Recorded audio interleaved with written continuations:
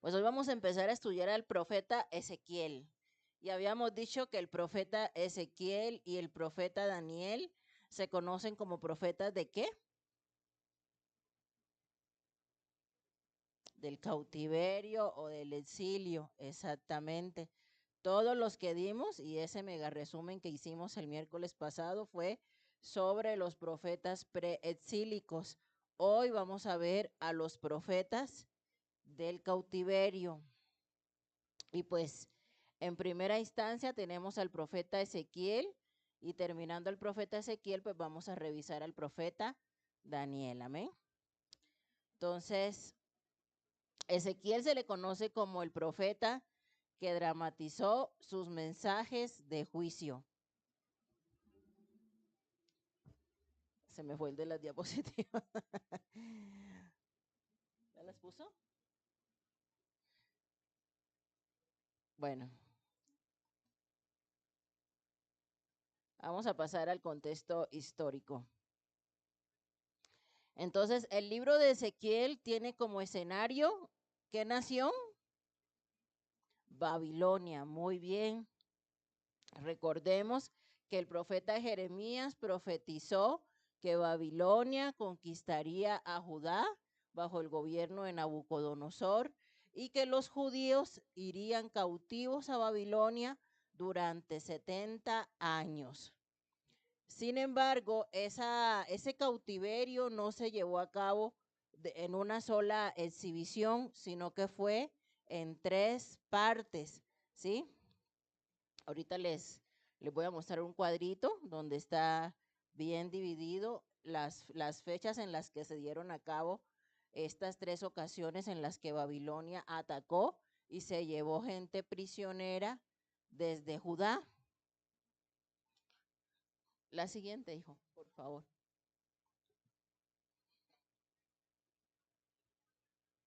Entonces, aquí tenemos un mapita. Aquí está Israel. Este puntito blanco que se ve aquí es el mar de qué, hermano Polo, ¿sí se acuerda?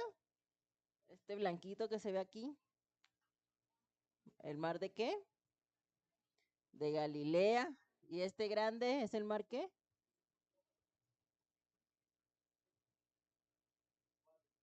El mar Muerto, ¿sí?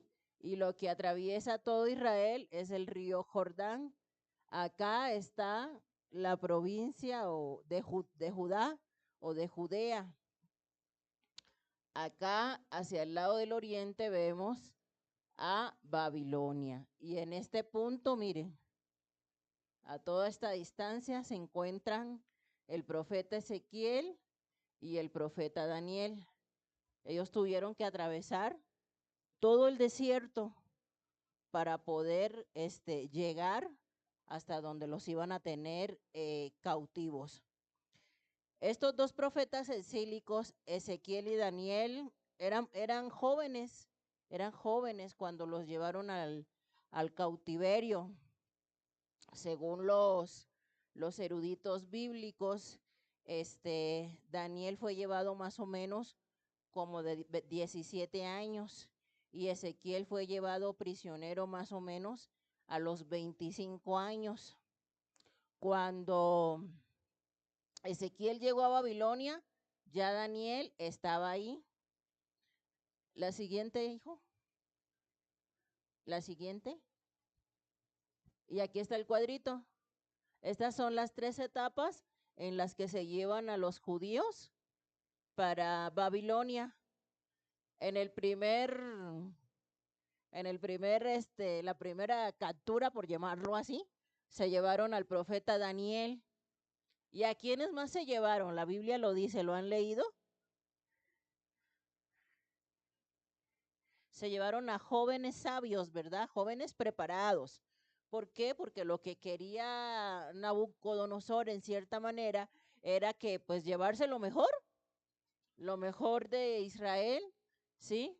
Para poner a trabajar a estos muchachos para su servicio, ¿sí? Entonces, primero se lleva a los más preparados. En ese primer grupo se va Daniel.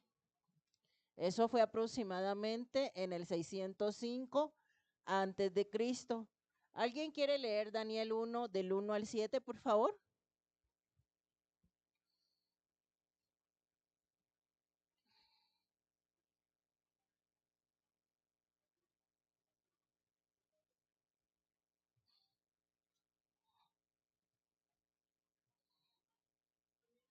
Sí.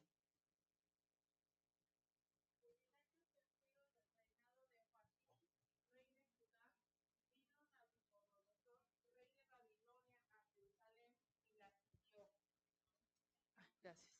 Y el Señor entregó en sus manos a Joacim, rey de Judá, y parte de los utensilios de la casa de Dios, y los trajo a tierra de Sinar, a la casa de su Dios, y colocó los utensilios en la casa del tesoro de su Dios.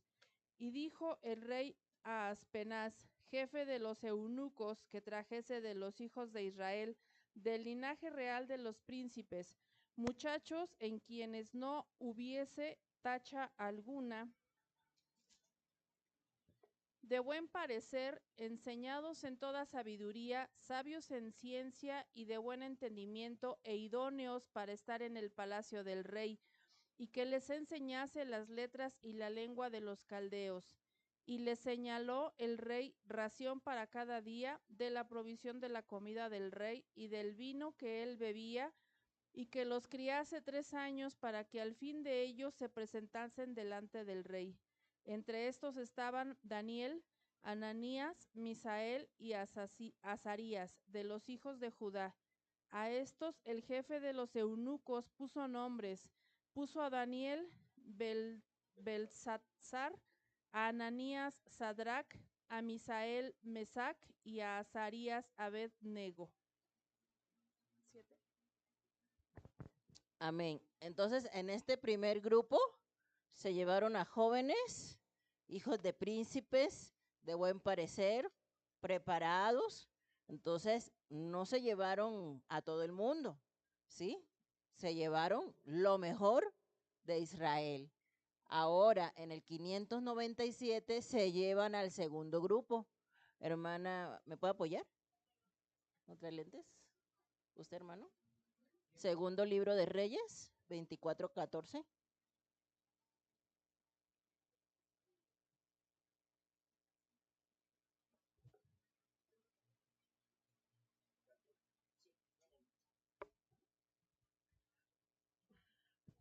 La palabra de Dios, en el nombre del Padre, del Hijo y del Espíritu Santo.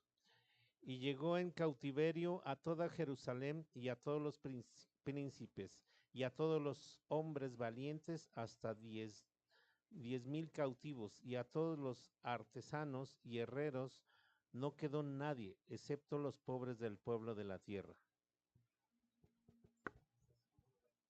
Entonces, en el segundo grupo se llevaron, dice que a los valientes, hombres valientes, artesanos, herreros, y aproximadamente de ese grupo eran 10,000 cautivos. Y vamos a ver el tercer grupo.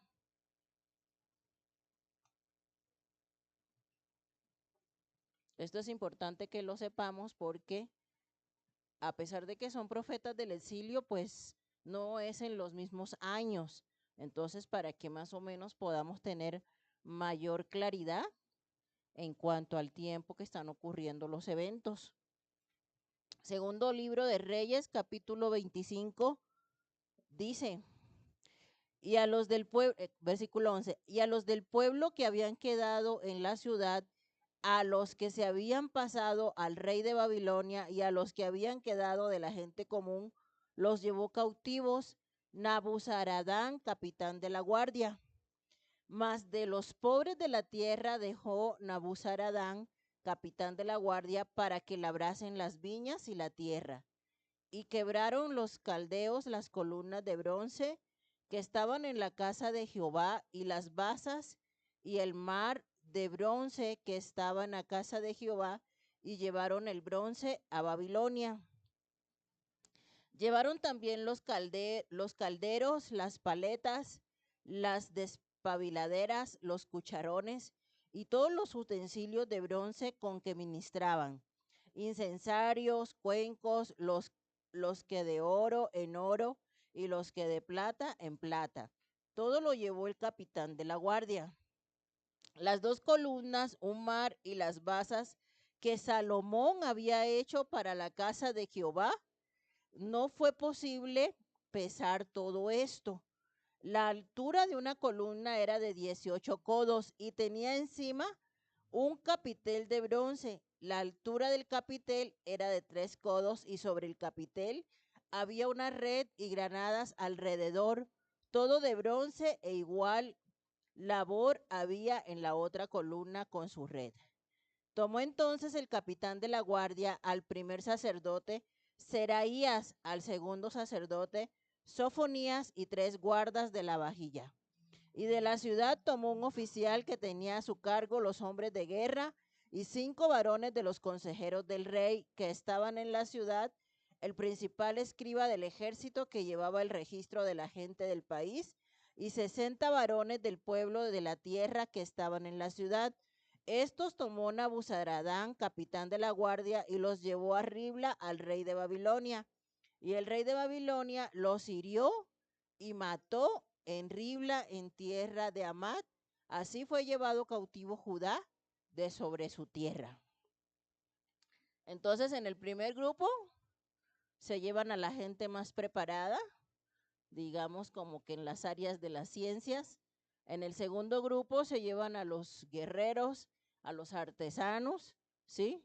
Y en el tercer grupo se llevan a los que quedan, y a muchos de ellos los mataron. Muchos ni siquiera llegaron a Babilonia, ¿no? Pues ya estuvimos viendo cuando dimos la última clase de Jeremías y cuando dimos Lamentaciones, cuál fue el final de muchos, ¿verdad? Muertos en las calles, y por eso Jeremías lloraba de tanto dolor. Y así solamente quedó en Judá los más pobres.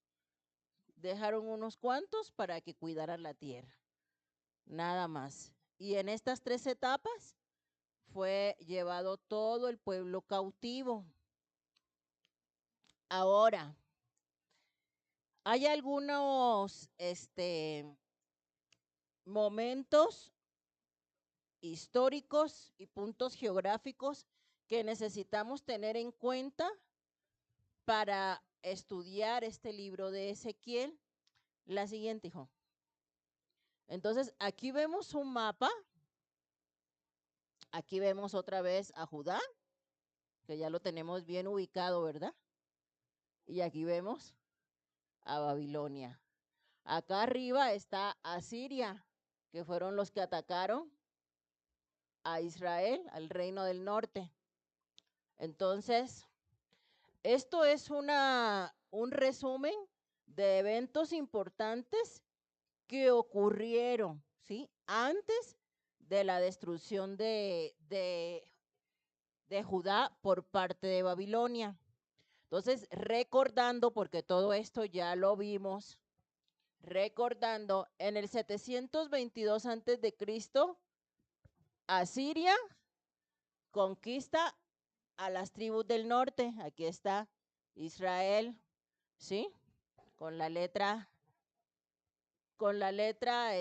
A está marcado ahí las tribus del norte que fueron conquistadas por Asiria. Luego vemos acá en la letra B a Nínive, ¿sí? Entonces, en el 612, Nínive, capital de Asiria, es derrotada por los babilonios y los medos. ¿Quién profetizó esa derrota? Lo vimos ahora que vimos los profetas. ¿Quiénes fueron los que llegaron y abrieron las compuertas? ¿En qué libro está eso?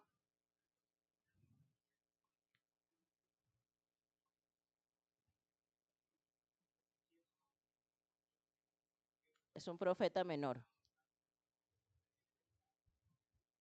Nahum. Exactamente. Luego, en el 609, el rey Josías es asesinado mientras peleaba con los egipcios que marchaban a Siria. ¿Sí? Eso ocurrió en la batalla de Megiddo. Aquí está marcado con la letra C.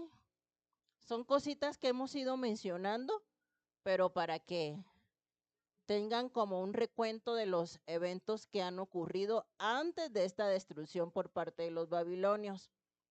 En el 605, Babilonia destruye al ejército egipcio en la batalla de Carquemis. Acá está, acá arriba, ¿sí?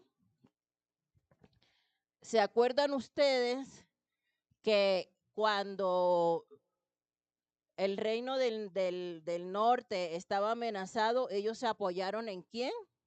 En Egipto, ¿sí?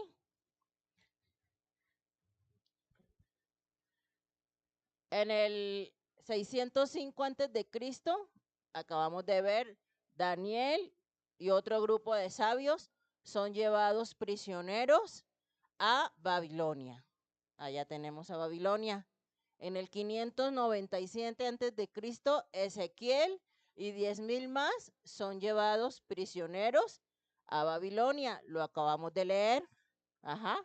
Fueron 3 grupos, ¿no? Y en el 593 antes de Cristo, Ezequiel es llamado a ser profeta entre los prisioneros en Babilonia. Entonces, más o menos, ¿cuántos años pasaron? Del 597 al 593. No, del 97 al 93. 4 años, ¿sí? Cuando empieza Ezequiel su libro, él dice, cuando yo tenía 30 años. ¿Se prendieron la luz de allá? Dice, cuando yo tenía 30 años.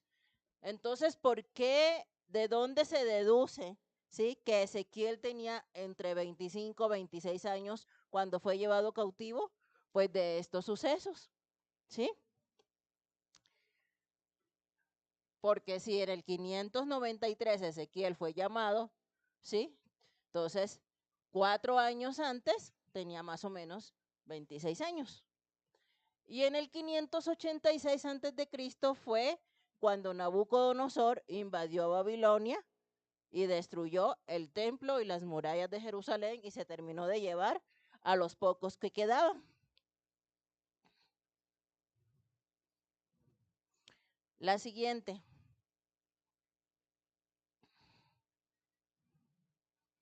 Entonces, el autor de este libro es el profeta Ezequiel. Entonces, tal como ya les he venido diciendo, Ezequiel vivió en Jerusalén hasta la edad aproximadamente de 25 años. Luego fue llevado cautivo prisionero a Babilonia. Ezequiel era sacerdote. Vamos a ir al capítulo 1 de Ezequiel, dice la palabra. Aconteció en el año 30, en el mes cuarto, a los 5 días del mes, que estando yo en medio de los cautivos junto al río Quebar, los cielos se abrieron y vi visiones de Dios. Pero si nosotros vamos a, por ejemplo, a la Nueva Traducción Viviente, acá dicen, fíjense, el 31 de julio de mis 30 años de vida, me encontraba con los judíos en el destierro, junto al río Quebar, en Babilonia, cuando se abrieron los cielos y tuve visiones de Dios. Por eso es bueno nosotros siempre poder tener varias versiones, porque si yo leo esto así, pues a lo mejor no me queda muy claro, ¿verdad? Pero si voy a la Nueva Traducción Viviente y me dice que esto mismo que está diciendo la Reina Valera es el 31 de julio, cuando tenía 30 años Ezequiel, entonces ya lo tengo más claro. Dice el versículo 2, en el 5.º año de la deportación del rey Joaquín, a los 5 días del mes, vino palabra de Jehová al sacerdote Ezequiel, hijo de Buzi, en la tierra de los caldeos, junto al río Quebar. Vino allí sobre él la mano de Jehová. Entonces, ¿por qué Ezequiel cuando empieza su libro, dice que a sus 30 años el Señor vino a él. Esto tiene una gran importancia. Y la importancia es que Ezequiel pues descendía de familia de sacerdotes. Y en Jerusalén los sacerdotes empezaban sí, pues su ministerio a los 30 años. Entonces imagínense, toda una vida, ¿sí? Porque ustedes saben que el sacerdocio se heredaba, el sacerdocio era por herencia familiar, mas el profeta no, el profeta era por llamado, ¿sí? Eso lo vimos en la primerita clase, las diferencias entre los sacerdotes y los profetas, ¿recuerdan? Entonces decíamos que los sacerdotes eran por herencia, pero los profetas eran por llamado. Entonces imagínense la frustración de Ezequiel de que pues nace, es descendiente de un sacerdote y que ya casi pues cumple la edad para empezar a servir en el templo y pum, se lo llevan cautivo. Imagínense la frustración de este hombre, ¿no? Es como que, no sé, de repente tú estás esperando un tiempo para que pase algo, pero ese tiempo nunca llega, ¿no?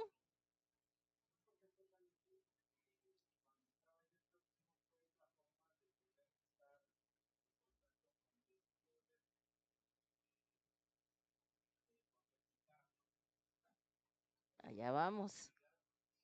Sí, pero pues según la ley judía, pues el sacerdote estaba diseñado para servir en el templo. Pero ¿cuál templo si ya no había templo? Ya lo habían destruido los babilonios, ¿sí? Entonces fue una frustración, ¿no? Es como que a usted le digan, te tengo el mega trabajo, ¿no? Un trabajo muy bien remunerado con el gobierno, ¿no? ¿No? Con muchísimas prestaciones. Y empiezas a trabajar el 30 de julio, ¿no? En ese edificio del gobierno, ¿no? Y ocurre un terremoto y ¡pum! El edificio se desbarata y obviamente ya no te van a contratar, ¿no? Cuando tú estabas esperando eso con tanta ilusión, pues algo así, ¿no? Algo así es lo que le pasó a Ezequiel, él esperando con tanta ilusión cumplir sus 30 para servir en el templo. ¿Y cuál templo? Si el templo ya no estaba, ¿no? Cuando llegaron sus 30 años, el templo ya no existía. Sin embargo, dice él, ¿verdad? Estaba yo en Babilonia, en una tierra extraña, junto al río Quebar, junto con los demás deportados, cuando de repente se abrió el cielo y empiezo a ver visiones de Dios. ¿Qué es la primera enseñanza que nos da este libro de Ezequiel, amados hermanos? Y lo primero que el Señor le quiso enseñar a Ezequiel antes de llamarlo como profeta, que el Señor no habita en templos hechos por hombres. ¿Cuándo se iban a imaginar? Bueno, si vamos a ponernos en el contexto, los judíos estaban acostumbrados a ir a buscar la presencia de Dios primero en el tabernáculo y luego en el templo, ¿estamos de acuerdo? O sea, ellos iban al templo a eso, a buscar la presencia de Dios, ¿sí? A tener comunión con Dios y eso lo hacían especialmente en el templo. No habiendo templo, ellos piensan, el Señor nos abandonó. ¿Dónde vamos a ir a buscarlo? ¿Dónde vamos a ir a tener esa comunión con Él? Si no hay un lugar ya donde podamos estar con Dios. Entonces, cuando el Señor se aparece y le abre los cielos y le muestra visiones en tierra extraña, entonces Ezequiel pudo entender, aunque aquí están personas que no le temen a Dios, Dios está en todas partes, ¿sí? Cosa que a lo mejor él nunca se imaginó, que en una tierra extraña Dios le iba a hablar. Sí, estamos de acuerdo. Esa es la primera enseñanza que Dios le da a Ezequiel. Y es la primera enseñanza para nosotros en esta noche. Si nosotros nos fuéramos mañana al país más pagano del mundo, ¿no? Imagínense, que te digan, Leo, te ganaste una beca para hacer una maestría. ¿Dónde? En la India. Imagínate, ¿no? Imagínense. Y algo así es lo que está sucediendo con los judíos, ¿no? O sea, ellos se van a una tierra totalmente pagana, ¿no? Y ellos dicen, no, pues, ¿cómo Dios se va a manifestar en un lugar así, ¿no? Con tanto paganismo. Y ahí en ese lugar, Dios se le manifestó a Ezequiel. ¿Por qué? Porque Dios es omnipresente, ¿sí? Porque los que buscan al Señor lo hallan, no importa en el lugar donde nosotros estemos. Dios está en todas partes y Dios está en todas partes para sus hijos. ¿Estamos de acuerdo? Entonces, es lo primero, ¿no? Que el Señor le quiere enseñar a Ezequiel. Yo, o sea, no necesito que estés en un templo, no necesito que estés en Judá para manifestarme a ti. Yo estoy en todo lugar. Entonces, Ezequiel era un sacerdote y seguramente se sintió muy desalentado, especialmente al cumplir los 30 años. ¿Por qué? Por dos razones. Primero, porque estaba como prisionero en un país extraño y segundo, porque los sacerdotes comenzaban su ministerio a los 30 años de edad. Ezequiel estaba en Babilonia y el templo donde los sacerdotes servían estaba en Jerusalén. Como vimos en nuestro estudio de Esdras, se gastaban 4 meses para viajar.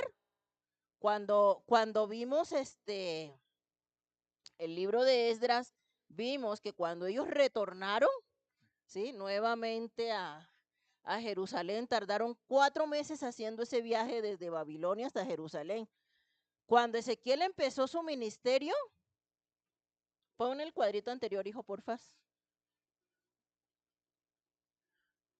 Cuando a Ezequiel se lo llevaron cautivo fue en el 597 y el templo lo destruyen en el 586. El Señor lo llama en el 593. O sea, aquí todavía estaba el templo, sin embargo, Ezequiel no podía ministrar porque estaba lejos y posteriormente dicho templo pues ya ni siquiera existiría. ¿Sí está claro? La siguiente, hijo.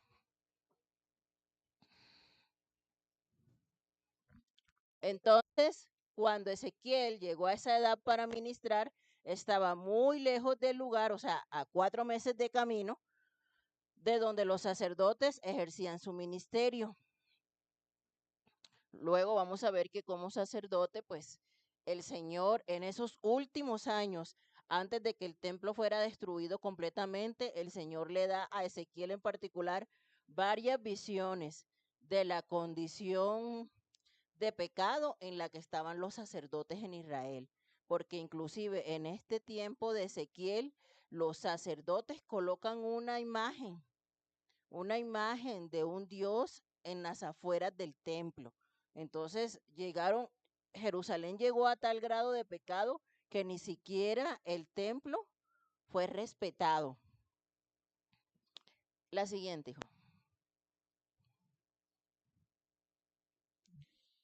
Ezequiel significa Dios fortalece. El Señor le dio una sorpresa a Ezequiel en su cumpleaños número 30. Le dio la fortaleza al llamarlo para ser profeta. ¿Por qué decimos que esto fue como un regalo de parte de Dios? Porque una persona que está desanimada pensando que ya Dios no la va a usar, que no hay manera de que Dios la use, pues el Señor en ese momento le dice, bueno, no te voy a usar como sacerdote. Es imposible porque aquí en Babilonia pues no está el templo, no te puedo usar en las funciones de un sacerdote, pero sí te puedo usar en las funciones de un profeta. Sin embargo, si nosotros comparamos las funciones de un sacerdote con un profeta, las funciones del profeta pues estaban más difíciles, ¿estás de acuerdo?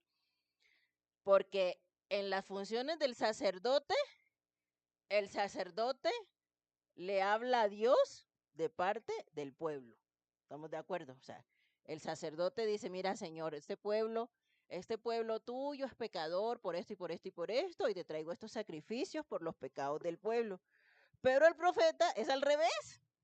porque el profeta le va a hablar al pueblo de parte de Dios, ¿sí? Y entonces ahí está más complicada la cosa, ¿verdad? Porque cuando el Señor habla y todo lo que dijo y todo lo que mandó a hacer a Ezequiel, pues no fue ningún mensaje bonito, como todos los de los profetas. Entonces, sí le cambió el ministerio, no lo dejó inactivo, pero lo puso en una situación mucho más compleja. Ezequiel profetizó durante 22 años, más o menos entre el 593 hasta el 571 antes de Cristo. Estos fueron años difíciles para el pueblo judío, puesto que estaban cautivos en Babilonia. Y recuerden ustedes que el pueblo, estando cautivo en Babilonia, cambiaron su forma de comer, cambiaron su forma de hablar, cambiaron su forma de vestirse. Se les prohibía adorar a Dios, porque todo eso lo vemos en el libro de Daniel. Todas las restricciones que como judíos ellos tuvieron en una tierra extranjera. Entonces fueron años oscuros y duros para los judíos. Por eso Jeremías lloraba tanto por lo que les esperaba a este pueblo que fue rebelde. A diferencia del profeta Jeremías, que se acuerdan que Dios le dijo a Jeremías, Jeremías, no te cases, Jeremías, porque este pueblo va a sufrir mucho, mucho menos tengas hijos. ¿Se acuerdan que el Señor le dijo eso a Jeremías? Le prohibió casarse, ¿no? Sin embargo, Ezequiel sí se casó y pues tenía su vivienda, pues, ¿no? Junto a todos esos exiliados judíos. Recuerden ustedes que cuando los judíos fueron llevados cautivos a Babilonia, ¿qué les dijo el Señor por medio de Jeremías? El Señor les dijo, cásense, tengan sus hijos, búsquense su trabajo, tengan sus casas, hagan su vida allá. Es más, les dijo por medio del profeta Jeremías, oren por Babilonia y deseenle el bien a Babilonia, porque si los babilonios están bien, ustedes también van a estar bien. ¿Sí? Todas esas indicaciones les dio el Señor, que ellos no las entendían, ellas lo que querían era regresarse, pero el Señor ya les había dicho, o sea, no van a ser ni un día ni dos, van a ser 70 años, entonces lo que más les conviene es adaptarse. Y así tal cual lo hizo Ezequiel. También vamos a ver nosotros que eh, las profecías de Ezequiel tienen mucha dramatización, ¿sí? A varios profetas el Señor les mandó a dramatizar sus visiones o la palabra que el Señor le mandaba a dar al pueblo, y en especial eso lo mandó a hacer con el profeta Ezequiel.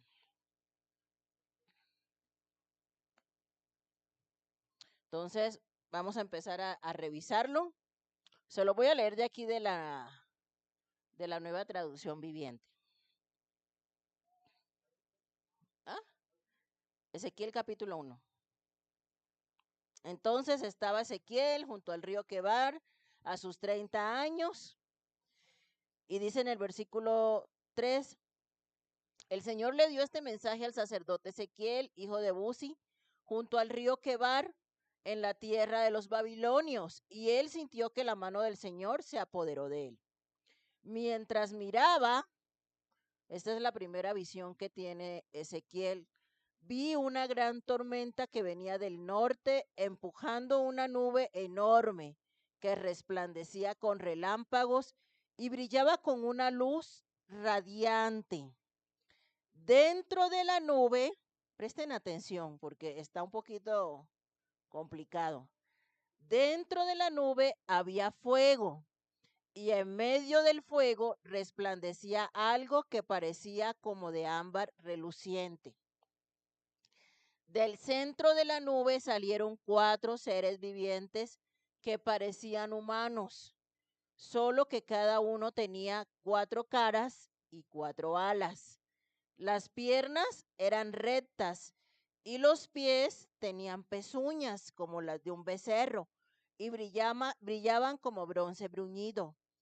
Pude ver que debajo de cada uno de las 4 alas tenían manos humanas, así que cada uno de los 4 seres tenía 4 caras y 4 alas.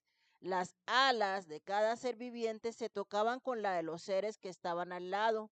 Cada uno se movía de frente hacia adelante en la dirección que fuera, sin darse vuelta. Cada uno tenía cara humana por delante, cara de león a la derecha, cara de buey a la izquierda y cara de águila por detrás. Cada uno tenía 2 pares de alas extendidas. Un par se tocaba con las alas de los seres vivientes a cada lado y con el otro par se cubrían el cuerpo. Los seres se iban en la dirección que indicara el espíritu y se movían de frente hacia adelante en la dirección que fuera sin darse vuelta. Los seres vivientes parecían carbones encendidos o antorchas brillantes y daba la impresión de que entre ellos destellaban relámpagos. Y los seres vivientes se desplazaban velozmente de un lado a otro como centellas.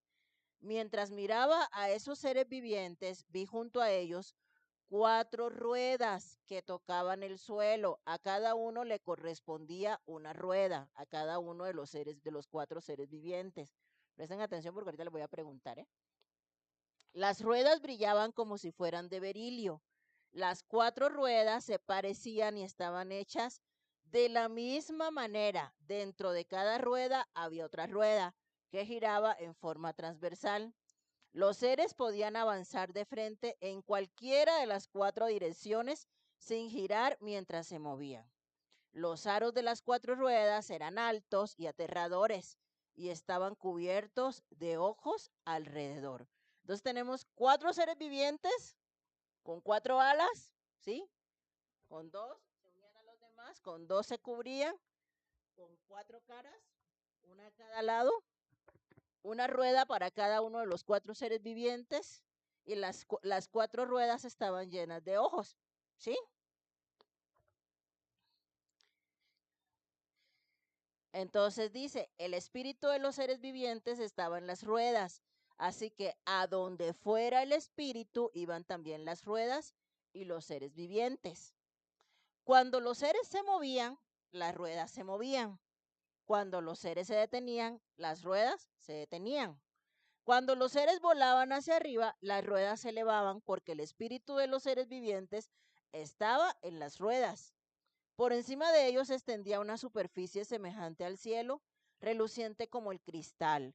Por debajo de esa superficie, 2 alas de cada ser viviente se extendían para tocar las alas de los otros y cada una tenía otras 2 alas que le cubrían el cuerpo. Cuando volaban, el ruido de las alas me sonaba como olas que rompen contra la costa o la voz del Todopoderoso o los gritos de un potente ejército. Cuando se detuvieron, bajaron las alas. Hasta ahí.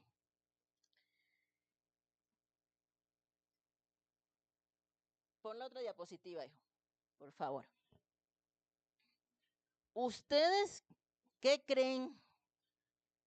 Mientras estuvimos leyendo ese capítulo, hubo una frase que siempre se repetía. ¿Cuál era? ¿Sí prestaron atención?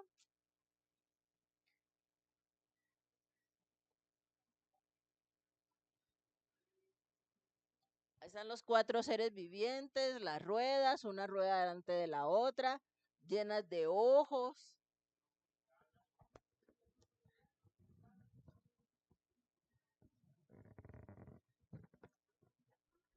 Recordemos el contexto. Ezequiel está en una tierra pagana, como cautivo, pensando que la presencia de Dios no está en ese lugar. Y de repente se abre el cielo y ve eso.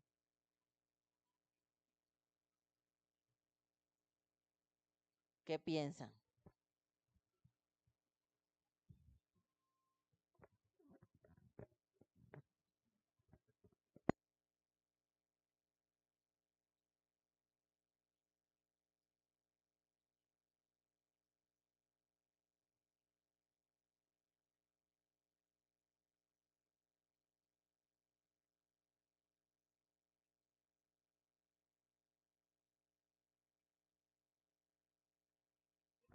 Dice la palabra que los ojos de Dios rodean toda la tierra. ¿Qué creen ustedes que significan esas ruedas avanzando en todas direcciones? Que Dios está en todas partes. Así, de sencillo, nos parece complicado, pero el mensaje que Dios le quiere transmitir a Ezequiel es un mensaje sencillo. Yo estoy en todas partes, mi gloria puede llegar a cualquier lugar, ¿sí? Y yo estoy mirándolo todo. Hay una frase que se repetía y es en todas direcciones, ¿sí? En todas direcciones, a donde el espíritu se movía. Entonces, Ezequiel está teniendo una visión de la gloria del Señor. Básicamente lo que el Señor le está diciendo es que Él está en todo lugar. O sea, el Señor no está limitado a un templo, el Señor no está limitado, le está diciendo, Ezequiel, yo no estoy limitado al templo de Israel. Yo estoy aquí contigo, porque él mismo dice, cuando se abrió el cielo, la mano del Señor se posó sobre mí. O sea, la presencia de Dios mismo estaba ahí con Ezequiel. Entonces, luego en el capítulo 2, después de que el Señor le muestra esa visión a Ezequiel, para mostrarle de que pues está con él, entonces viene el llamado de Ezequiel. Abran su Biblia en el capítulo 2.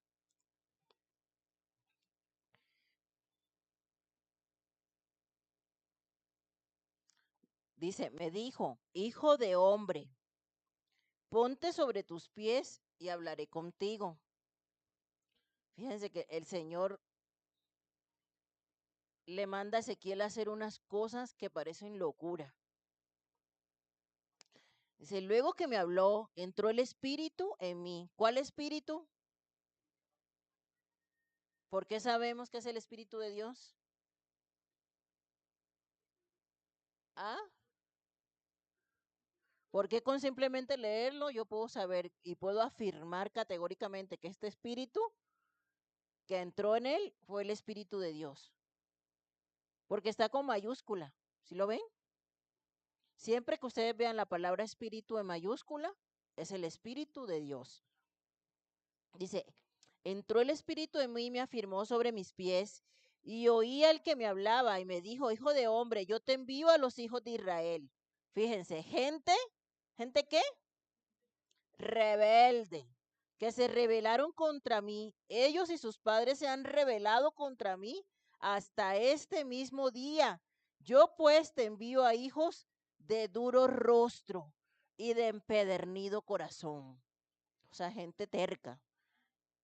Y les dirás, así ha dicho Jehová el Señor. ¿Acaso ellos escuchen? Pero si no escucharen, porque son una casa rebelde, siempre conocerán que hubo profeta entre ellos. Y tú, hijo de hombre, no les temas, ni tengas miedo de sus palabras, aunque te hallas entre zarzas y espinos y moras con escorpiones, no tengas miedo de sus palabras, ni temas delante de ellos, porque son casa rebelde. Les hablarás pues mis palabras, escuchen o dejen de escuchar, porque son muy rebeldes. Mas tú, hijo de hombre, oye lo que yo te hablo, no seas rebelde como la casa rebelde, abre tu boca y come lo que yo te doy. ¿Qué semejanza hay entre Isaías, Jeremías y Ezequiel? ¿Qué semejanza hay entre el llamado de Jeremías, el de Isaías y el de Ezequiel?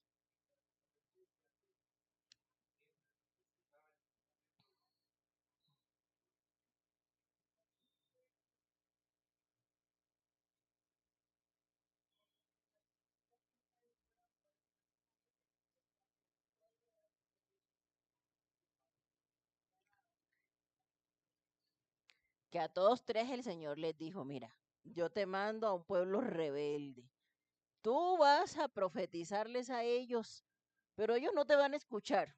a todos tres les dijo lo mismo, ¿cierto? Tanto a Isaías como a Jeremías como a Ezequiel les está diciendo, son un pueblo rebelde, son un pueblo necio, son un pueblo de duro corazón. Yo los mando a ustedes nada más para que ellos sepan que hubo profeta en Israel, pero yo sé que no les van a escuchar, es más, los van a perseguir. Y por eso a los tres, tanto a Isaías como a Jeremías, como a Ezequiel, el Señor les dice, no tengan miedo, porque mi presencia va a estar con ustedes. A pesar de que venga lo que venga, y miren cómo le está diciendo Ezequiel, vas a morar entre escorpiones, pero no tengas miedo de sus palabras. Y así estamos nosotros, morando entre escorpiones. Tú le dices a alguien la palabra de Dios, y cuál es su anhelo cuando tú le hablas la palabra, morderte, insultarte, ¿no? Atacarte. Así igual estamos. Sin embargo, el Señor está con nosotros. Y fíjense lo que le dice en el capítulo 3, me dijo, hijo de hombre, come lo que hayas, come este rollo. ¿Qué es el rollo? La palabra. Y ve y habla a la casa de Israel. Y abrí mi boca y me hizo comer aquel rollo. Esto es algo, figurado, hermanos. Y me dijo, hijo de hombre, alimenta tu vientre y llena tus entrañas de este rollo que yo te doy. Y lo comí y fue en mi boca dulce como la miel. Y luego me dijo, hijo de hombre, ve y entra a la casa de Israel y habla a ellos con mis palabras. Miren, hermanos, a lo largo de la escritura, el Señor exhorta no solamente a sus profetas, a todos nosotros, a que nos deleitemos con su palabra. ¿Se acuerdan que en la primera clase yo les decía, todos nosotros, y lo dice Pablo, todos nosotros tenemos el ministerio de la profecía, porque el ministerio de la profecía no es solamente ir y decirle a una persona, así te dice el Señor, ¿no? Eres un pecador. No, el ministerio de la profecía y que todos tenemos es el de predicar la palabra del Señor. Cada vez que usted va y habla palabra de Dios, usted está fungiendo como un profeta. Entonces, para que nosotros podamos tener ese ministerio efectivo de llevar la palabra de Dios, ¿qué tenemos que hacer, amados hermanos? Comer del rollo. Pero si usted no escudriña las escrituras, si usted cierra su Biblia desde el domingo y no la vuelve a abrir sino hasta el siguiente domingo y ya hasta le saca tierrita a la Biblia, ¿cómo va a poder expresar la palabra de Dios a las demás personas cuando lo necesiten? Si no ha comido del rollo, si no se ha deleitado con la palabra. Y a mí la verdad cada vez me preocupa más la apatía de las personas para con la palabra de Dios. La apatía que tienen de asistir a un estudio bíblico, de asistir a un discipulado, de hacer tan siquiera un devocional, porque estoy segura de que muchos ni siquiera lo hacen.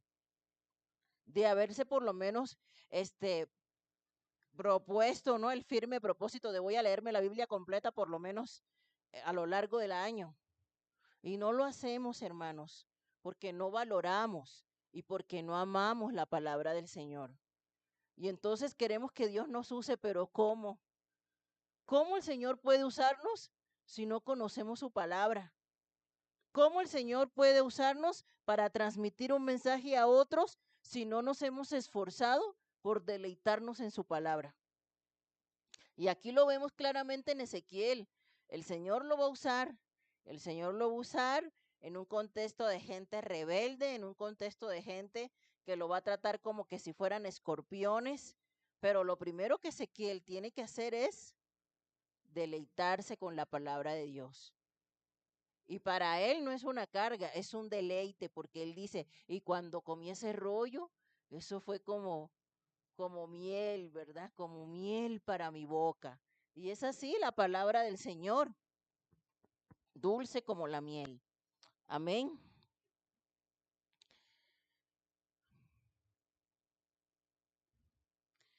Y bueno, el Señor sigue diciéndoles que esta casa de Israel es un pueblo rebelde, que su corazón está endurecido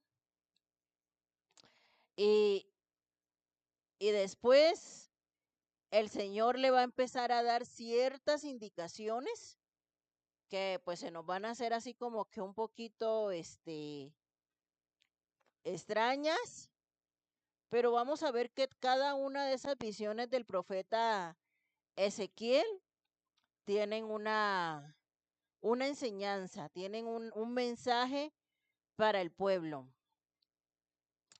En el mismo capítulo 3, versículo 16 dice, y aconteció que al cabo de los 7 días vino a mí palabra de Jehová diciendo, hijo de hombre, yo te he puesto por atalaya a la casa de Israel.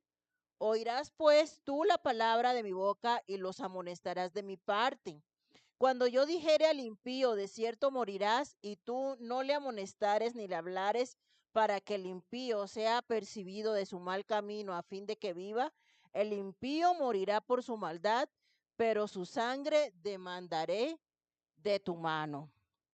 ¿Qué quiere decir esto, hermanos? El Señor le está diciendo a Ezequiel, Ezequiel, yo te envío como atalaya. Cuando yo te diga a ti que el impío se va a morir por causa de tus pecados, y tú no vayas y le digas al impío, entonces la sangre de ese impío yo la voy a demandar de tu mano. Si eso lo contextualizamos a nosotros, ¿qué nos quiere decir el Señor en esta noche?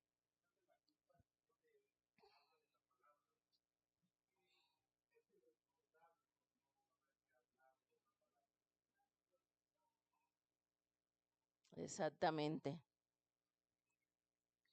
Miren, hermanos, a veces nosotros, como hijos de Dios, no estorbamos a las personas. A veces porque nos da pena, a veces porque dices, no es mi vida, no me voy a meter, no me interesa, ¿sí? A veces porque dices, es que si voy y le digo esto a esta persona que está mal, que está en pecado, que corrija su vida, la persona ya no me va a hablar, ¿sí? Este, no, es que si yo digo las cosas y no las digo, si yo no le digo algo a esta persona, se va a enojar conmigo. Y muchas veces, ¿qué hacemos? ¿Qué es lo más cómodo para nosotros? Para seguirle cayendo bien a la gente.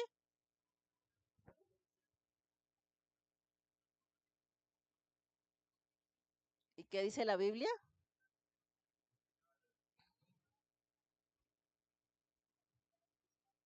Si yo veo que, por ejemplo, este joven está en algo mal, ¿no?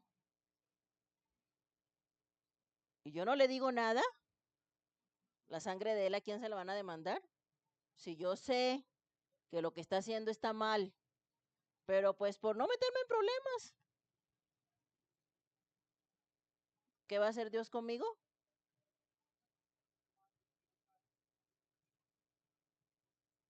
Entonces, amados hermanos, miren, ciertamente a veces lo que el Señor nos mande a decirle a otra persona no va a ser algo bonito. Esa es la realidad. Empezando por nuestra propia casa, empezando por nuestros propios hijos. Nosotros sí tenemos que estorbarles, no podemos ser como el sacerdote Elí, hacernos de la vista gorda, hacernos que todo está bien, para que mi hijo no se me enoje, para que mi hijo no se me vaya, para que mi hijo no me deje de hablar, ¿no? Hace días les mandé el testimonio de este muchacho, Pablo Olivares, ¿se lo escucharon? Este, en la historia de ese muchacho se inspiró la película de Poema de Salvación, no sé si la vieron, pero si no la vieron, véanla. Y es una película, yo digo que ministra mucho el corazón de las mamás. Pero me impactó mucho a mí en el testimonio de este muchacho que él dice que cuando él tenía más o menos 15, 16 años, pues empezó a andar con malas amistades, empezó a caer en drogas, y su mamá cristiana. Y su mamá nunca le toleró el pecado en su casa. ¿Y qué hizo la mamá? Mijito, ahí está su maleta, aquí a mi casa no vas a venir a pecar. Pero ¿qué hacen muchas otras mamás? Ay, no, mi hijo, pobrecito, ¿no? No, mi hijo, pobrecito, yo cómo lo voy a echar a la calle? ¿Y qué hace usted? ¿Acepta el pecado? En su casa. Deja que en su casa su hijo tome, deja que en su casa su hijo se emborrache, deja que en su casa su hijo le lleve 1, 2, 3, 4, sabiendo que tiene su esposa. Muchas mamás son así. Yo he conocido muchas. Para que su hijo no se vaya, para que su hijo no se... ¿Y qué hacen? No le estorban a sus hijos, pero sí estorban en los planes del Señor.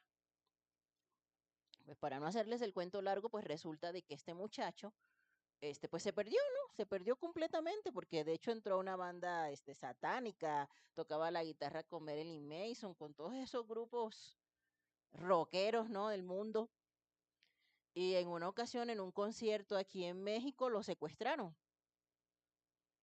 Y dice él que cuando tenía el revólver en la cabeza, le preguntó, ¿tú crees en Dios? Y pues él se acordó de todo lo que él le enseñaban de niño cuando su mamá lo llevaba a la escuelita bíblica. Y le dijo al secuestrador, sí, sí creo en Dios. Y entonces el secuestrador le dice, por creer en Dios, te perdono la vida, porque si me hubieras dicho que no creías en Dios, te hubiera matado enseguida. Y era rockero, ¿no? Y andaba en una... Y entonces él se dio cuenta, bueno, para esto, todo este tiempo su mamá nunca dejó de orar por él. La mamá nunca dejó de orar por él. Entonces cuando a él le pasa todo eso, pues él empieza a reaccionar. Y automáticamente deja esa banda. Y eso fue aquí en México, y agarra un avión y se devuelve a Argentina, y dice que él no le contó absolutamente a nadie lo que le había pasado, y cuando llegó a Argentina, en el aeropuerto lo estaba esperando su mamá. Y él se sorprendió y le dijo, ¿qué haces aquí? Y entonces ella le dice, Dios me dijo que ya respondió mi oración. Imagínense. O sea, el poder de la oración de una madre, hermanas. Pero ¿qué es lo que no tenemos que hacer? Apapacharles, alcahuetearles, quedarnos calladas. ¿Por qué? Porque el Señor va a demandar la sangre. Y eso aplica para todos, ¿no? Para todos, para todos, para todos, ¿no? Igual nosotros como pastores, sí, a veces la gente se enoja por las cosas que decimos, se enojan, pero yo sé que eso que te estoy diciendo, que eso que te estoy diciendo va a evitar que te vayas al infierno, aunque te enojes, ¿no? Entonces, porque al final sí hay un compromiso delante de Dios, sí hay un compromiso delante de Dios, ¿no? Por la vida y por las almas de las personas. Entonces no nos podemos quedar callados nada más que para caerle bien a todo el mundo y para que la gente no se enoje y para que todo el mundo esté contento. Porque si hacemos eso, pues entonces estamos cayendo en algo que a Dios no le agrada, ¿no? Porque el mismo Pablo lo dice, ustedes, ancianos de la iglesia, tienen que enseñar todo el consejo de la palabra. Miren, estos libros proféticos, ustedes en alguna iglesia les habían dado así un estudio de lo que dicen porque a nadie le gusta hablar de los profetas, porque los profetas es puro juicio, pura condenación y predican arrepentimiento, pero ya hoy en día la moda es no predicar arrepentimiento, pero necesitamos hablar de que hay pecado y de que necesitamos arrepentirnos. Eso no lo podemos callar. Por eso hoy día nadie predica de los profetas, por eso hoy en día nadie enseña de los profetas, porque si tú te vas a los profetas, es pura condenación, es puro hablarle al pueblo de que hay que vivir en santidad, de que nos hemos alejado del Señor, de que no estamos viviendo su palabra. Es más fácil hablar de amor, de bendiciones, ¿no? Que hablar de arrepentimiento, que hablar de santidad. ¿Por qué? Porque esas son las prédicas que a la gente no le gustan, ¿no? Le aseguro que si estuviéramos hablando de las bienaventuranzas estaría lleno. Pero como saben que estamos hablando de los profetas, pues mejor no vienen. Porque así es esto. O sea, no hay ninguna diferencia entre el tiempo de Ezequiel y el tiempo de ahora. No hay ninguna diferencia, hermanos. Ninguna diferencia hay. Ujú. A las personas, así como el Señor le dijo, te mando, ¿no? A todo ese pueblo, ¿no? Como si estuvieras en medio de un nido de escorpiones, así igual estamos nosotros hoy. Pero es mejor predicar la verdad y que hayan 5 que se salven, a predicar lo que la gente quiere escuchar, tener una iglesia de multitudes y que la mayoría se vayan al infierno. Porque desde un púlpito te puede llevar la gente al cielo o al infierno. Entonces el Señor le dice a Ezequiel, si yo a ti te mando a que le digas a alguien que está mal y tú no lo haces, yo te voy a demandar la sangre de esa persona. Y eso aplica igual para todos nosotros. Ujú. Y dice en el 19, pero si tú amonestares al impío y él no se convirtiere de su impiedad y de su mal camino, él morirá por su maldad, pero tú habrás librado tu alma. Ujú. Si el justo se apartare de su justicia e hiciere maldad y pusiere yo tropiezo delante de él, él morirá porque tú no le amonestaste. En su pecado morirá y sus justicias que había hecho no vendrán en memorias, pero su sangre demandaré de tu mano. Pero si al justo amonestares para que no peque y no pecare, de cierto vivirá, porque fue amonestado y tú habrás librado tu alma. Entonces, amados hermanos,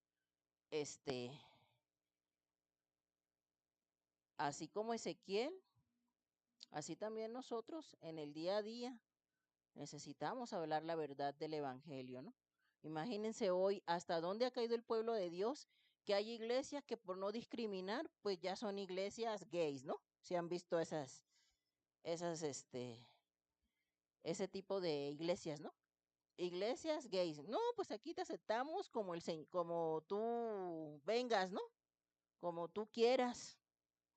Si es Dios te acepta como tú vengas, pero Dios nunca te deja igual. Ujú. Entonces no puede ser posible de que haya iglesias de puros homosexuales y pastores homosexuales. O sea, hasta ese punto ya de maldad hemos llegado en la humanidad, ¿no? Este, y muchas cosas, ¿no? Que no se confrontan. ¿Por qué? Porque la gente está más interesada en que le den un diezmo, ¿sí? La gente está más interesada. Hoy en día muchos tienen la iglesia por negocio. Ay, no le digo la verdad porque se enoja y luego no diezma, luego no ofrenda. Así son muchos pastores. ¿Y qué hacen? Se callan, ¿no? Y puede estar usted, pero sumergidísimo en el pecado, pero con tal de que trasquile el pastor Zulana, no pasa nada. A ese grado de sinvergüenzura han llegado los ministros hoy en día, olvidando lo que dice la palabra, que si no enseñamos todo lo que dice la palabra, el Señor demandará la sangre de las personas de nuestra mano.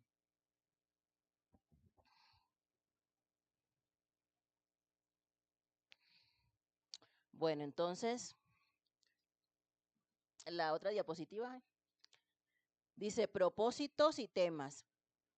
Ezequiel ministró por 2 razones. Primero, para proclamar el juicio de Dios sobre Judá. Eso está de Ezequiel 1 al 24. Y para proclamar el juicio de Dios sobre las naciones. Eso va del capítulo 25 al 32. Entonces, pues ya sabemos que Ezequiel profetizó desde el 593 desde que fue la caída de Jerusalén. Amén. Y el segundo propósito es para alentar a los judíos cautivos con profecías sobre la gloria futura del reino de Dios. La siguiente. 9 aspectos especiales acerca de Ezequiel. La primera es que el libro tiene muchas visiones, parábolas y acciones extraordinarias del profeta. Dios le manda hacer a Ezequiel unas cosas que parecen locura. Vamos a ver cada una de esas visiones, son muchas. Para la próxima clase vamos a ver las visiones y lo que significa cada una de esas visiones para el contexto en el cual estaba Ezequiel. A diferencia de Jeremías, está organizado por fechas. Ezequiel tiene más fechas que ningún otro libro del Antiguo Testamento. Hay 2 frases que aparecen frecuentemente. Sabrán que yo soy Jehová y la gloria de Jehová. Dios se refiere a Ezequiel como hijo de hombre 93 veces. Este título enfatizó el contraste entre el profeta humano y el Dios eterno. Dios también llamó a Ezequiel un atalaya para destacar la responsabilidad del profeta de advertir a la gente del juicio que él vio que se acercaba. Hay 2 visiones del templo. Primero, la gloria de Dios se va del templo mientras se acerca la destrucción. Y segundo, el templo es restaurado y la gloria de Dios regresa. A Ezequiel se le exigió dramatizar sus mensajes más que a cualquier otro profeta. El Espíritu Santo entró en Ezequiel y lo elevó y afirmó frecuentemente. Ezequiel enfatiza que cada persona es responsable ante Dios y hay profecías del Mesías en el libro de Ezequiel. En la otra diapositiva pues hay un bosquejo general del libro de Ezequiel, pues que lo vamos a ir desglosando. Hoy nada más vimos esta primera parte, el llamado de Ezequiel a profetizar, la visión de Ezequiel de Dios y el llamado de Ezequiel y su comisión. Es hasta donde nos quedamos, que es el capítulo 3. Luego viene la segunda división del capítulo 4 al 24, son mensajes proféticos para Judá. Luego del 25 al 32, mensajes proféticos de juicio para otras naciones, Amón, Moab, Edom, Filistea, Tiro, Sidón y Egipto. De hecho, en Ezequiel 28, cuando habla de Satanás, ¿sí? ¿Se acuerdan que en el capítulo 28 de Ezequiel hay una profecía sobre Satanás? Esa profecía se la está dando Dios al rey de Tiro por medio del profeta Ezequiel, ¿sí? Pero cuando lleguemos a ese punto, pues les voy a explicar por qué sabemos que esa profecía habla sobre la caída de Satanás como tal, ¿sí? Y la última parte de Ezequiel, del 33 al 48, son mensajes proféticos sobre la restauración de Judá, o sea, el regreso, y no solamente de eso, sino algunas cosas que están en Apocalipsis. La siguiente, hijo.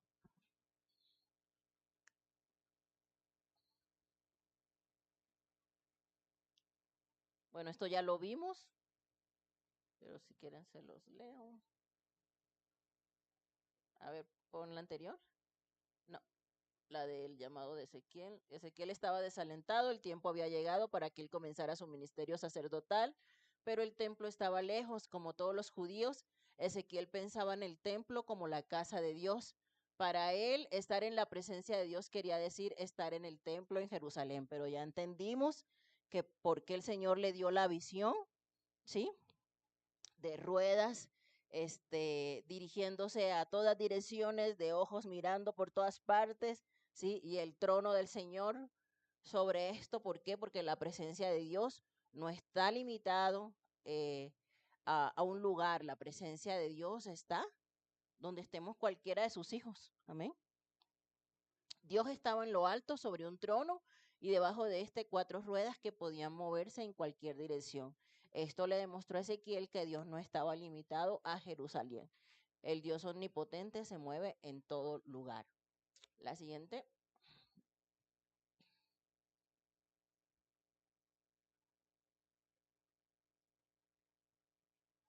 Ahí. Esas son unas preguntas para hacer un ejercicio. Ya nos quedan pocos minutos. Vamos a darle una pregunta a cada uno, ¿va? La primera, ¿qué demuestra que Dios está sobre toda creación? Ahí está la respuesta en los versículos. Hermana Ever, según Ezequiel 1:10, 10:14 y Apocalipsis 4:7. La segunda pregunta, hermana Lulú, ¿cuál fue la respuesta de Ezequiel a su visión de Dios? Eso está la respuesta en Ezequiel 1:28. ¿Cómo describió Dios a los israelitas, Tere? Eso está en el capítulo 2, versículo del 4 al 8. ¿Qué palabras le repitió Dios a Ezequiel en 2:5, 2:7 y 3:11, hermano Marco? ¿Por qué dijo Dios que él haría el rostro y la frente de Ezequiel más fuerte que el pedernal? Ezequiel 3, 8, 9. ¿Por qué piensa que Ezequiel se sintió amargado e indignado en su espíritu? Uziel, Ezequiel 3:14. Aplicar Ezequiel 3:20 a los creyentes de hoy, hermana Nayansi. ¿En qué sentido puede un pastor actualmente librar su alma? Leo, Ezequiel 3:18 al 21. Los judíos ataron a Ezequiel en su casa porque no querían que les reprendieran. Samuel, Ezequiel 3:25. Te presto la Biblia. ¿Ah? ¿Cómo? ¿Esta?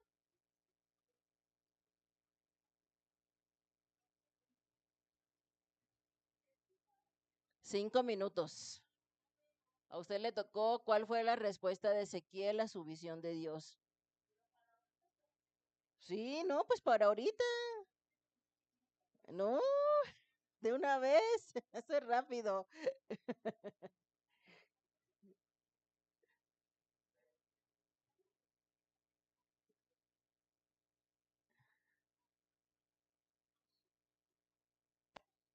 A ver, empezamos para que nos dé tiempo. ¿Qué demuestra que Dios está sobre toda creación?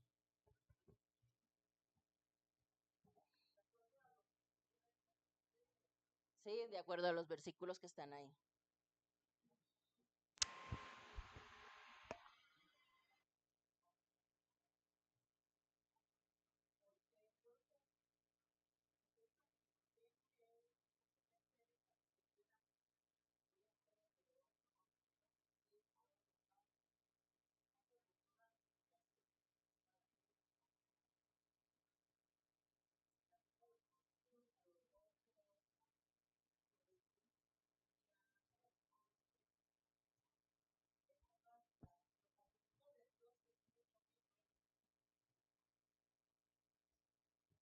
Exactamente, ya expliqué lo de la visión, ¿sí?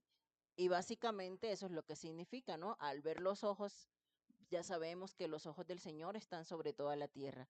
Al ver las ruedas en todas direcciones, ya sabemos que Dios no tiene límites, que Dios puede moverse donde Él quiera, ¿sí? Que la presencia de Dios, y cuando dimos los atributos de Dios y hablamos sobre la omnipresencia de Dios, hablamos que Dios está en todas partes.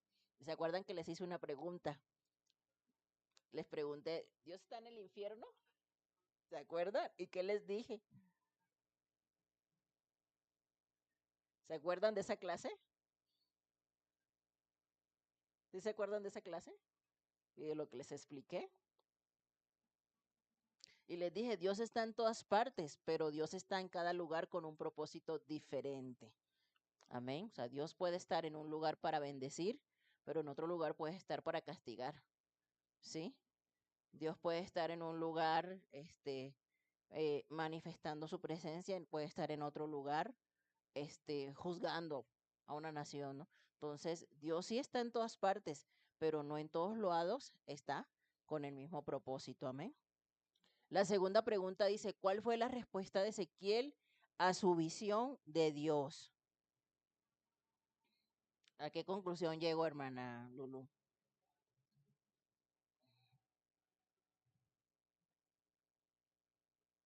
Ay, caray, ese está equivocado.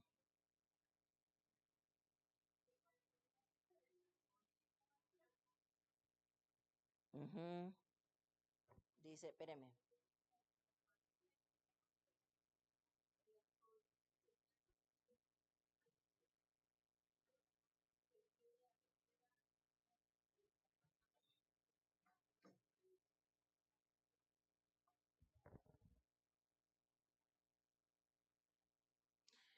Ezequiel llegó a la siguiente conclusión. Miren, se lo voy a leer en esta versión para que les quede más claro. Dice: lo rodeaba un halo luminoso como el arco iris que brilla entre las nubes en un día de lluvia. Así se me presentó la gloria del Señor.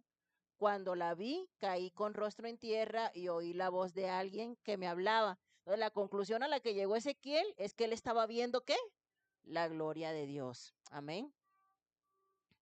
¿Cómo describió a los israelitas, Tere? Según Ezequiel 2.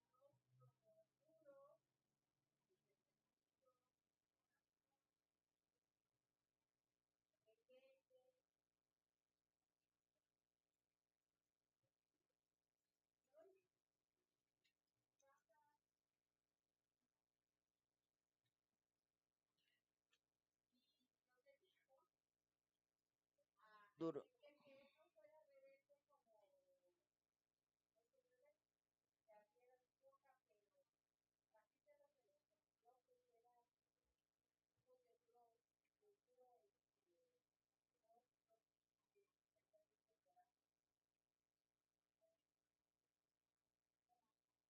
Ujú. Exacto, que eran una casa rebelde.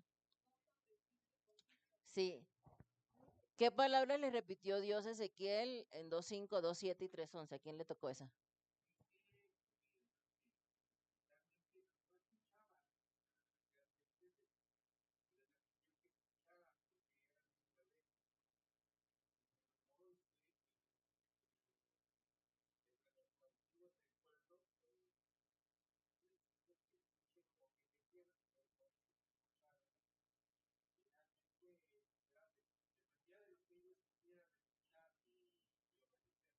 Ujú.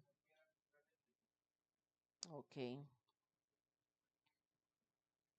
¿Por qué dijo Dios que él haría el rostro y la frente de Ezequiel más fuerte que un pedernal? Ezequiel 3, 8, 9. A ver, déjenme los leo acá.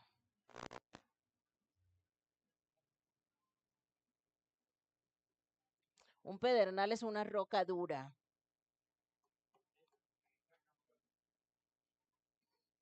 ¿A quién le tocó esa?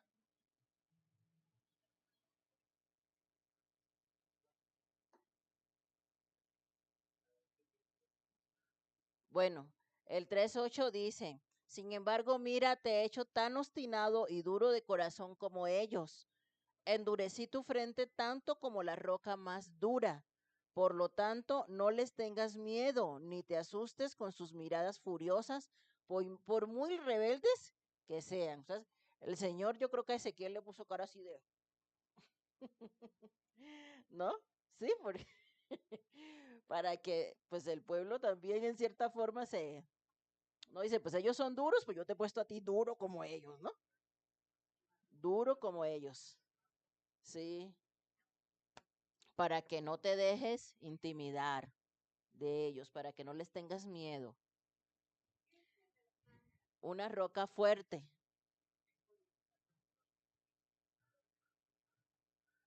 Dice, ¿dónde está? ¿Por qué piensa bronce bruñido? Como fundido, sí, como, sí. Es como,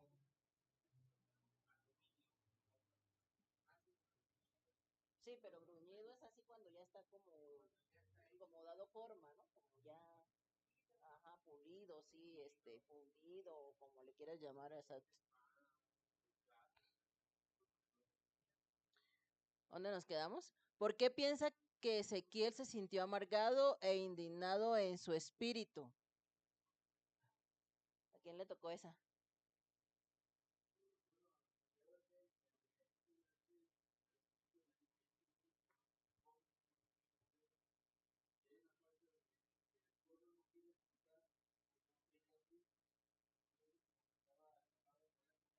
Ujú. Sí. Aplicar Ezequiel 3:20 a los creyentes de hoy. ¿Qué dice Ezequiel 3:20?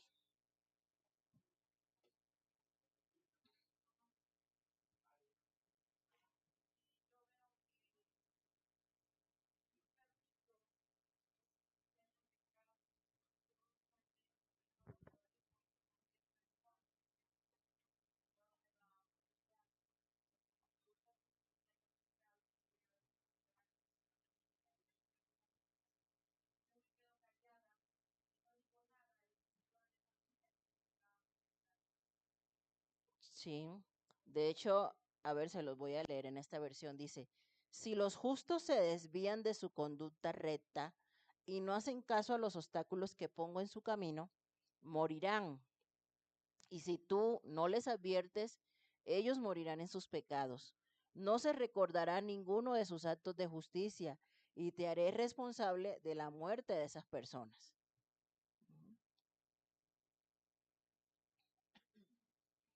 La otra dice, ¿en qué sentido puede un pastor actualmente librar su alma?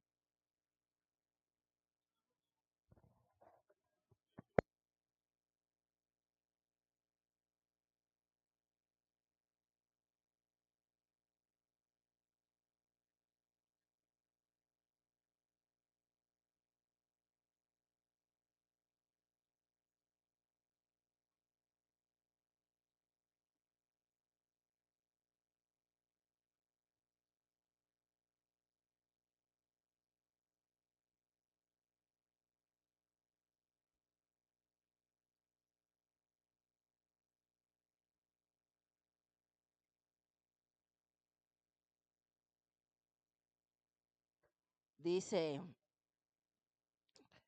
si les aviso a los perversos, ustedes están bajo pena de muerte, pero tú no les das la advertencia, ellos morirán en sus pecados y yo te haré responsable de tu muerte. Es lo que acabamos de leer, ¿no? Y luego dice, si tú les adviertes, pero ellos se niegan a arrepentirse y siguen pecando, morirán en sus pecados, pero tú te habrás salvado porque me obedeciste. Luego en el 21 dice, pero si les adviertes a los justos que no pequen y te hacen caso y no pecan, entonces vivirán y tú también te habrás salvado. Luego el Señor puso su mano sobre mí y me dijo, levántate y sal al valle y allí te hablaré. Bueno, entonces al final, ¿cuál es el mensaje para los pastores de hoy? Pues que hay que exhortar, ¿no? Cuando sea necesario, no quedarse callado porque pues al final es el alma de una persona lo que está en fuego, amén. Y finalmente, dice, los judíos ataron a Ezequiel en su casa porque no querían que les reprendiera.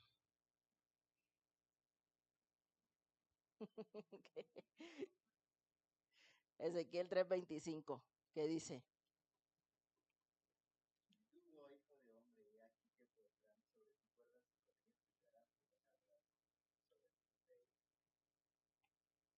Ujú. De hecho, efectivamente, como dice aquí, ¿verdad? Fue atado con cuerdas para que no saliera y para que no reprendiera al pueblo. Y de hecho, pues vamos a ver en la próxima, en la próxima clase, este, que Ezequiel quedó mudo, ¿sí? Por un tiempo, ¿para qué? Para que no reprendiera al pueblo. ¿Por qué? Porque eran un pueblo rebelde, ¿no? Entonces, vamos a dejar hasta ahí por el día de hoy.